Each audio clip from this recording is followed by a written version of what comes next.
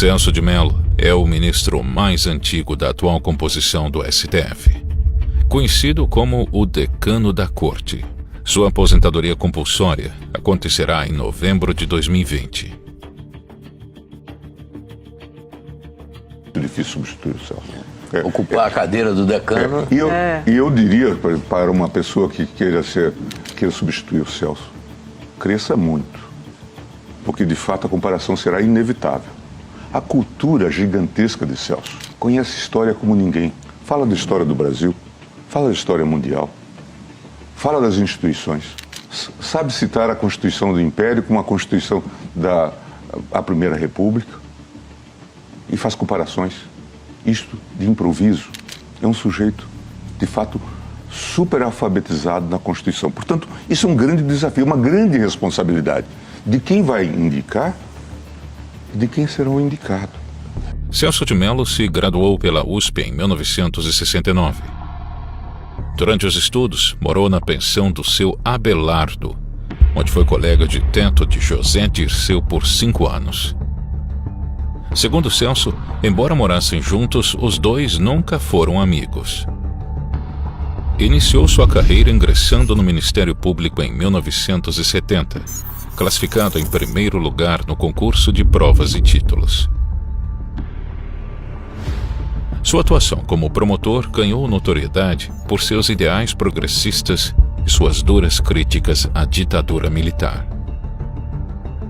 Celso de Mello teve suas movimentações observadas pelo Serviço Nacional de Informação em 2 ocasiões. Como promotor, elaborou um parecer para licenciar uma diretoria estudantil, que a ditadura militar considerava subversiva.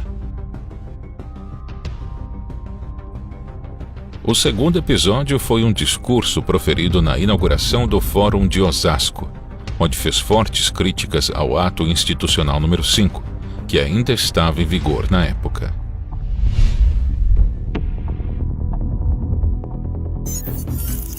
Aproximando-se do meio político, tornou-se assessor jurídico do Gabinete da Presidência da República em 1985, onde trabalhou com Sepúlveda Pertence, que também foi indicado ao Supremo Tribunal Federal pelo primeiro presidente da nova República, José Sarney.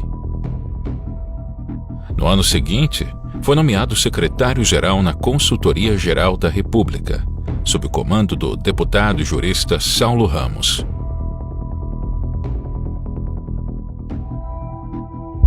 Em 1989, foi indicado ao Supremo Tribunal Federal por Sarney.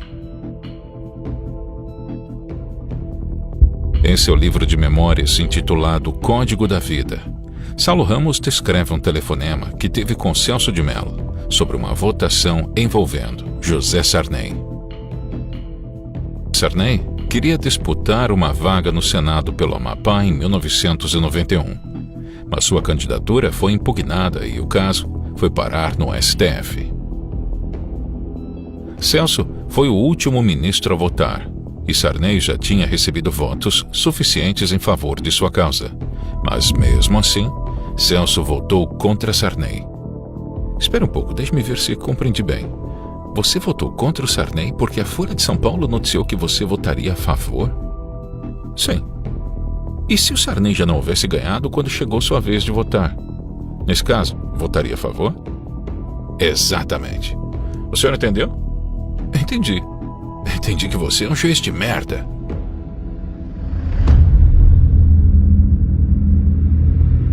Em 1994, o ministro participou de um julgamento histórico.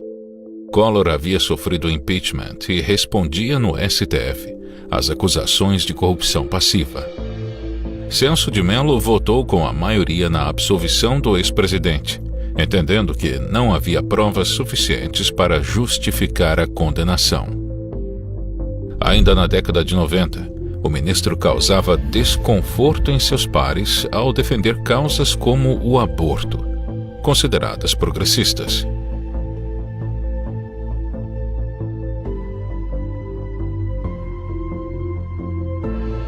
Em uma matéria da Folha de São Paulo, encontramos um diálogo que tive com sua filha. Pai, o senhor vai ser excomungado? Perguntou-lhe a filha caçula Silvia Renata, de 13 anos, que estuda num colégio de freiras. Não, filha, a Igreja Católica só pune quem pratica o aborto. Eu apenas defendo o cumprimento da lei, respondeu-lhe o ministro.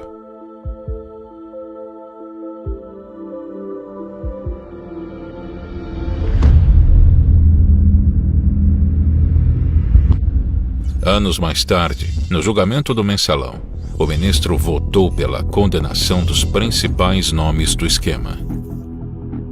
Em mais de 44 anos de atuação na área jurídica, primeiramente como membro do Ministério Público Paulista e depois como juiz do Supremo Tribunal Federal, nunca presenciei caso em que o delito de quadrilha se apresentasse, a meu juízo, tão nitidamente caracterizado em todos os seus elementos constitutivos, como sucede no processo ora em julgamento. Formou-se, senhor presidente, formou-se na cúpula do poder, à margem da lei e do direito, e ao arrepio dos bons costumes administrativos, um estranho e pernicioso sodalício, constituído de altos dirigentes governamentais e partidários, unidos por um comum desígnio, por um vínculo associativo estável que buscava conferir operacionalidade, execuibilidade e eficácia ao objetivo espúrio por eles estabelecido: cometer crimes nada mais ofensivo e transgressor da paz pública do que a formação de quadrilha no núcleo mais íntimo e elevado de um dos poderes da República, com o objetivo de obter, mediante prática de outros crimes, o domínio do aparelho de Estado e a submissão inconstitucional do Parlamento aos desígnios criminosos de um grupo que desejava controlar o poder. Esse processo, senhor presidente, revela um dos episódios mais vergonhosos da história política de nosso país, pois os elementos probatórios que foram produzidos pelo Ministério Público expõem aos olhos de uma nação estarrecida, perplexa e envergonhada, um grupo de delinquentes que degradou a atividade política, transformando-a em plataforma de ações criminosas. Em 2016, o ministro parece ter tomado uma decisão contrária à jurisprudência do próprio tribunal, ao suspender um mandado de prisão. Meses antes, o STF decidiu em favor da prisão em segunda instância. O réu beneficiado pela liminar concedida por Celso de Mello foi condenado a uma pena de 16 anos e 6 meses pelos crimes de homicídio qualificado e ocultação de cadáver.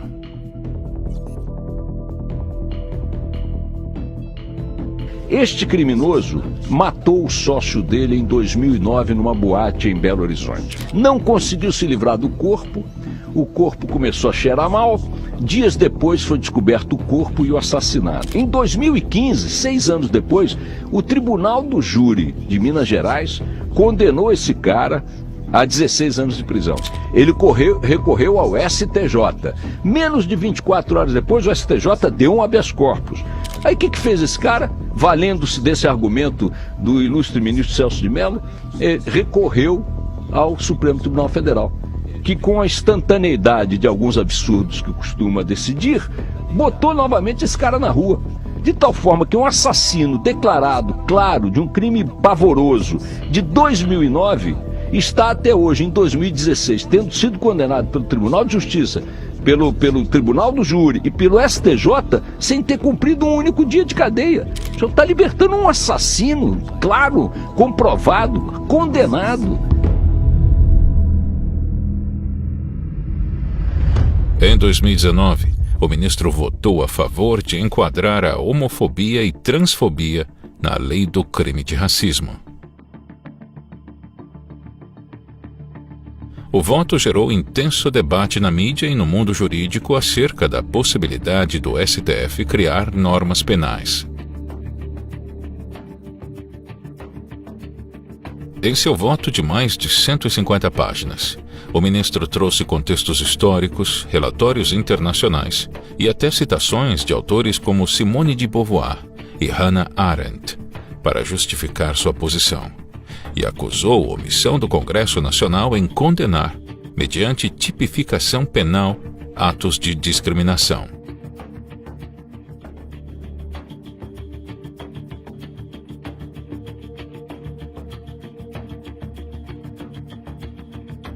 O ministro Celso de Mello, do Supremo Tribunal Federal, votou para estabelecer que crimes cometidos em razão de homofobia ou transfobia sejam tipificados como racismo. Os homossexuais, os transgêneros e demais integrantes do grupo LGBT têm a prerrogativa, como pessoas livres e iguais em dignidade e direitos, de receber a igual proteção das leis e do sistema político-jurídico instituído pela Constituição da República. O Executivo executa, o Judiciário julga, o Legislativo legisla. O senhor quer exercer a função do Legislativo. Portanto, o seu voto, com todo respeito ao senhor, é um desastre. Eu acho que o senhor não sabe o que significa racismo. Racismo é outra coisa, que está no inciso 42. Em momento algum a homofobia foi colocada pelo constituinte originário, em momento algum. E segundo, a definição de racismo não se aplica a essa questão. Portanto, o voto não é uma pérola literária, é um desastre.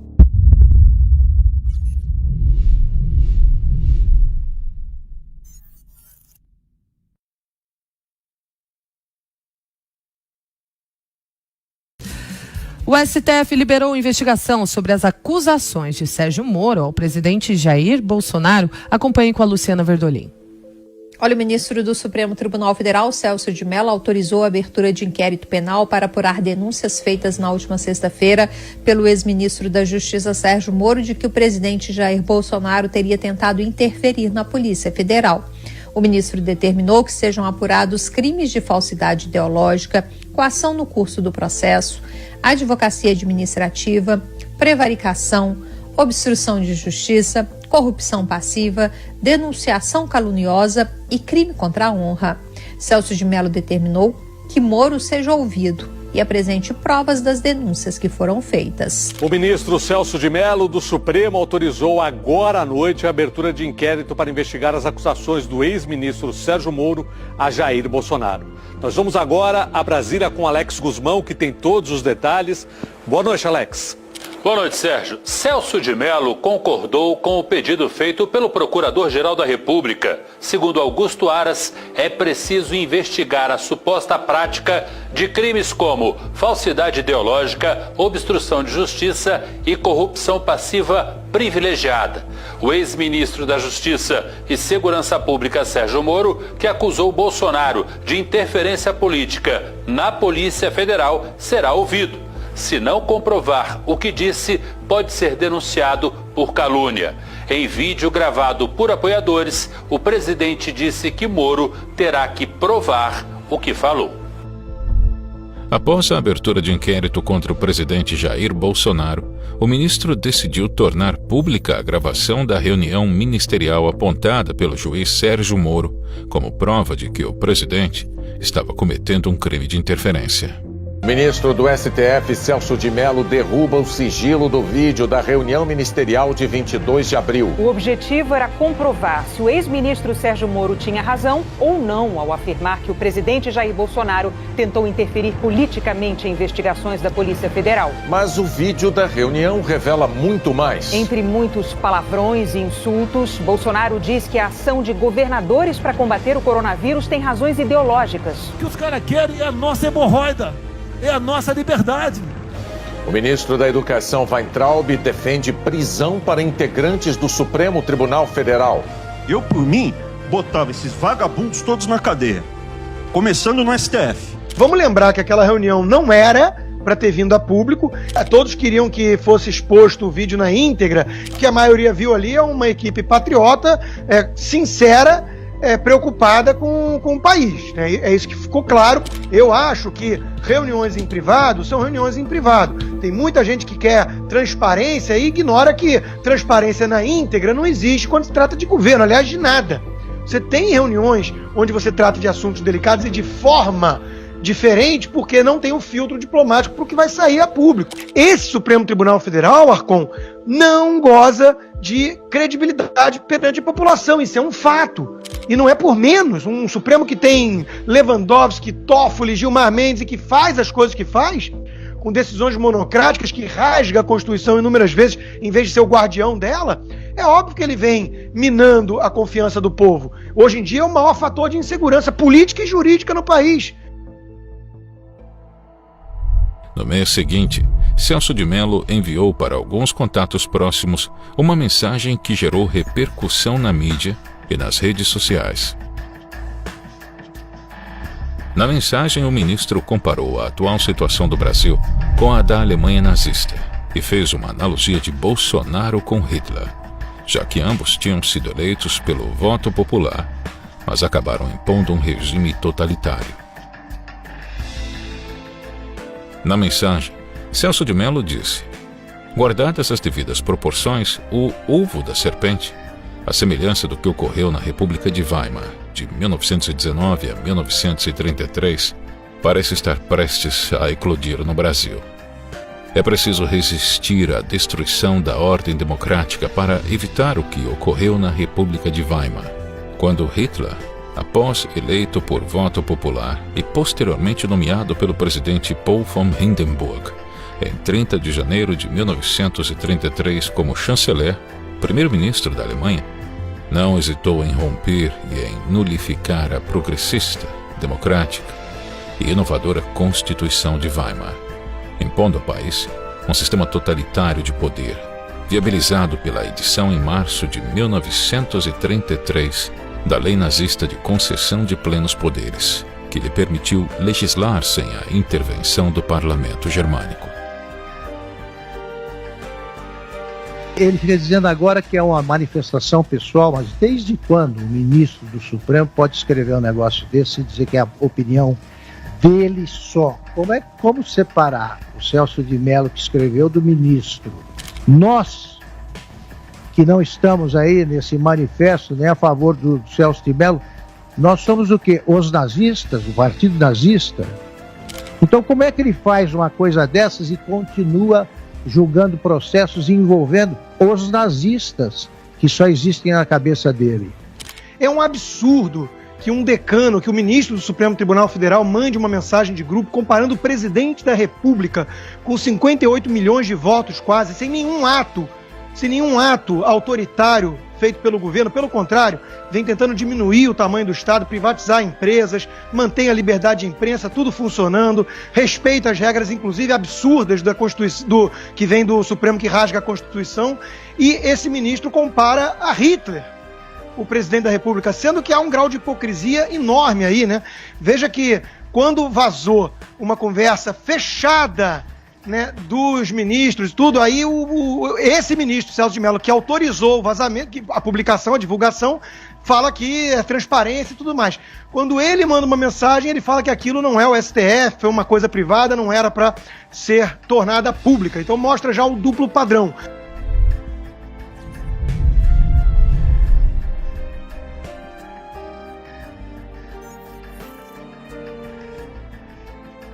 O país vive um momento delicado, diria até um momento extremamente delicado em sua vida político-institucional, pois de sua trajetória emergem como espectros ameaçadores, surtos autoritários, inconformismos incompatíveis com os fundamentos legitimadores do Estado de Direito e manifestações de grave intolerância que dividem a sociedade civil.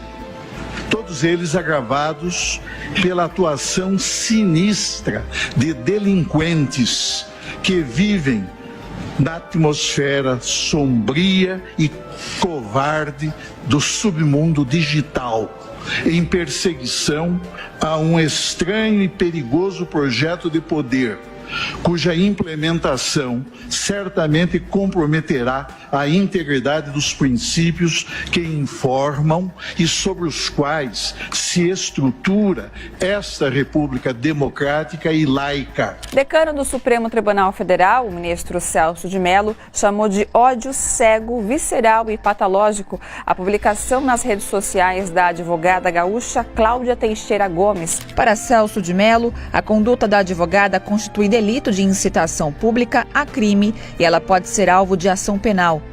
Cláudia vai ser intimada a depor na CPI das fake news, que investiga ameaças aos ministros do Supremo. Ela fez os comentários depois que o STF decretou que ninguém pode ser preso após julgamento em segunda instância, porque ainda tem direito a novos recursos. O ministro Celso de Mello, do Supremo Tribunal Federal, enviou para análise do Procurador-Geral da República, Augusto Aras, uma petição em que um advogado acusa o deputado Eduardo Bolsonaro de crime contra a segurança nacional.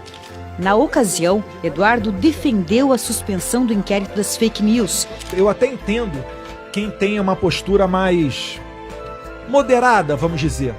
Mas falando bem abertamente, a opinião do Eduardo Bolsonaro não é mais uma opinião de si, mas sim de quando isso vai ocorrer. No ofício enviado a Augusto Aras, Celso de Mello afirmou que o Estado tem o dever de investigar possíveis práticas criminosas que são narradas, independentemente de quem são os personagens. É instrumento do parlamentar o parlar, o falar, né? E essa atitude do ministro Celso de Mello vai na contramão do ofício de um deputado. Porque não pode um deputado ficar com medo de falar, expressar a sua opinião. O ministro do Supremo Tribunal Federal, Celso de Mello, voltou a alertar sobre a possibilidade da implementação de um regime autoritário no Brasil. Enquanto houver cidadãos dispostos a submeter-se ao arbítrio, sempre haverá vocação de ditadores. É preciso resistir com as armas legítimas da Constituição e das leis do Estado brasileiro. É inconcebível, senhora presidente, senhores ministros, que ainda sobreviva no íntimo do aparelho de Estado brasileiro um resíduo de forte autoritarismo.